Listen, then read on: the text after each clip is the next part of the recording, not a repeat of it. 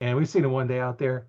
There was a bird um over by sandbox or something we had out there, and you can see just kind of sneaking up to it.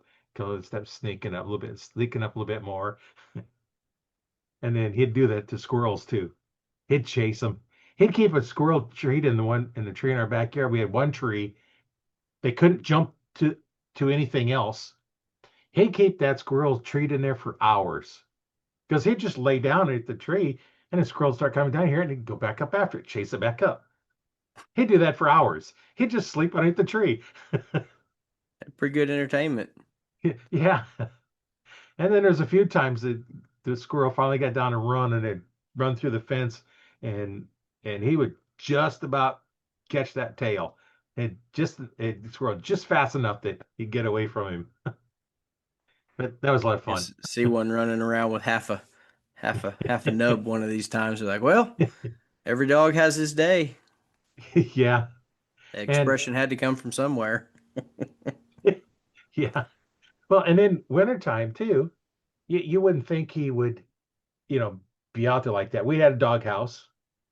We put a blanket inside. Wintertime, he'd grab the blanket, pull it out. It'd be frozen. He'd lay on a frozen blanket outside the doghouse. Hmm. It wasn't until it started getting a little bit older, and he'd get in a doghouse when it raining. And it was an insulated doghouse, and it was kind of small for him. And he'd go in there, and we try and put stuff in it. Nope, he didn't want nothing in there. Just lay on the bare plywood. Ours did that too. Now that you mention it, I remember them dragging that bedding out of there. It must have been too hot with two of them in there, but they keep each other warm. So Yeah, I've seen stranger things. yeah. Somebody This was he was just all by himself, and I didn't want a flat roof because I didn't want him sitting up. So I made a peaked roof when I made it, so he hmm couldn't lay up on top of the roof. He had I think we had ours in like a cut up 55-gallon drum with the front put a front on it, but my dad made a platform so they could jump up there and sit on it.